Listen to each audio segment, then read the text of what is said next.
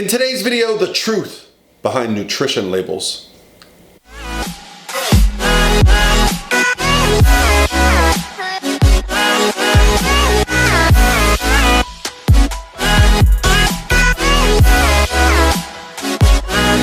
By myself.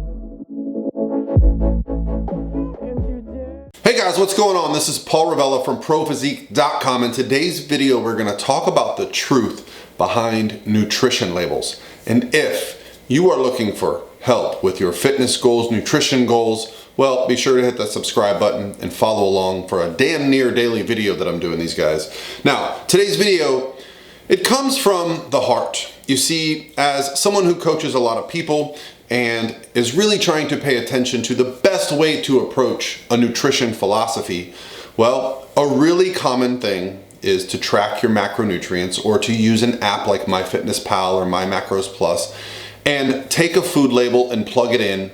And there you go. You have your calories that you've eaten, you have your calories that you exercised, and therefore you can make some good decisions and reach your goals. But hold on. What is that label? What does that label even mean? Who is verifying that that label is correct?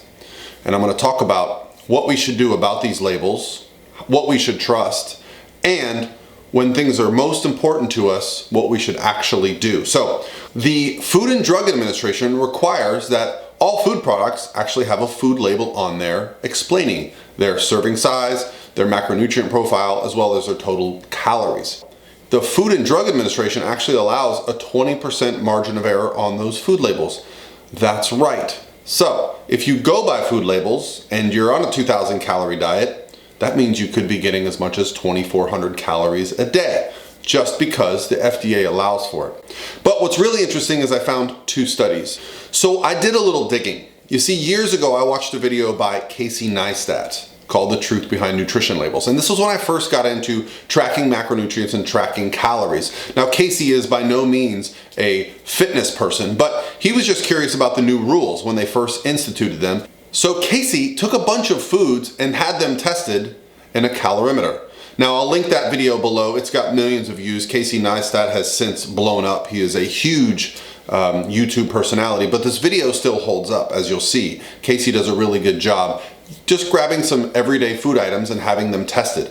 Now, what I was able to find were two studies that I felt were really closely related to what I was interested in. You see, sometimes when I'm coaching people, I find that when we don't make progress despite hitting our goals, I have to do a review of their food items. And I kept finding certain companies' food items in those of my clients that were not making progress. We removed those items, boom, start making progress again. Also, I had a couple reports of food companies that were having their products sent in privately, getting lab results back that showed that the calories and the macronutrient ratios were way off what was on the label. So it's interesting to find that we actually have some studies done and some research done. So I'm going to link those studies below. There was one done in 1993 and one done in 2013. That's right. The way that Casey Neistat and this research from both these studies was done was using a calorimeter. Now, the one that I'm showing you in the video here is called a bomb calorimeter. Now, what they do is they put water in there, they put the food inside this device, then they attach some electrodes. Then, just like our bodies break down food and give off energy, that's exactly what this system does. It's a closed system that makes the food burn. And that is how they determine how many calories per food item. And in both the studies, there were some crazy inaccuracies in the food. In the 1993 study, foods that were listed as locally prepared were off by as much as 85%. 85% over what the calories were listed at. That means if you're on a 2,000 calorie diet, you'd actually be getting 3,700 calories that day. So foods that were prepared locally, obviously someone in a kitchen, they're making it themselves. They're not really paying attention to the amounts as much as you think they would. Regionally prepared foods, which would be, larger companies, theirs were 25% higher, meaning if you're on a 2,000 calorie diet, you'd be getting 2,500 calories for that day if you trusted those food labels. So as you can see, the 1993 study already showed that there was a pretty big discrepancy in what was being listed and what was on the plate. Okay, so the newer study that I found from 2013 took more common snack items that you found around the store. Now, their premise was this: the rise in obesity is really closely associated with the availability of snacks. Anywhere you go, if you go to check out at any store, there is an assortment of snacks. And that was their premise, is that these snacks are therefore causing what is now the obesity epidemic. Why? Well, because these couple hundred extra calories a few times a day can really add up over the years and put some body weight on people, and for good reason. But for those that want to track their calories and make sure they're being accurate, they wanted to test these snacks, and they tested some really common ones. And the consensus was that yes, most all the items were over the calories listed, but most of it was related to carbohydrates. That's right, the carbohydrates made up for the majority of what was incorrect.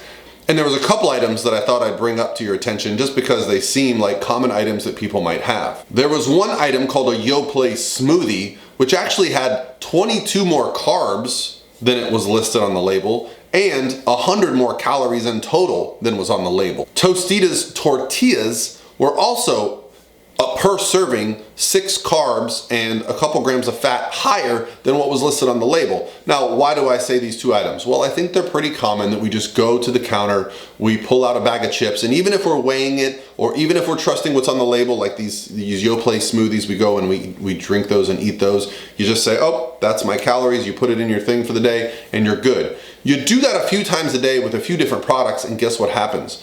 You're wildly off. Now, for those of us that are just trying to lose weight in a general fashion, it's probably not going to be that detrimental, okay? Because you're at least being accountable, you're at least being consistent. But where the real problem lies is the population of people that I work with, the population of people that are trying to get to elite levels of conditioning. And this is where the flexible dieting lifestyle really took off years ago, was amongst people that wanted to do competitions. You see, part of the difficulty of getting stage lean and getting shredded is that you have to eat boring foods kind of over and over, and you just get into these eating patterns where you're eating the same boring foods. Lean meats, okay, oats and quinoa and rice as your carb sources, your very basic things, and your fats are very limited. So dieting can become a little bit boring, but that's for good reason. It's very difficult to get lean, and so these foods are whole food sources that really provide the best micronutrient values, and they provide the best satiety and just food volume in general. You know, you get a lot of bang for your buck out of some veggies versus, you know, just grabbing something. I will say this though, to give some respect to my Pop-Tarts. They were in that study from 2013, and they were actually correct. Way to go, Kellogg's. But my point being, when things really matter, you should not be too flexible. You should not be changing food sources every single day. You should not be trusting everything on those labels. When things matter the most, you should be creating a consistent, sustainable food plan of foods that you enjoy and that you prepare. That's right. You need to be going to the store and grabbing some foods and preparing them.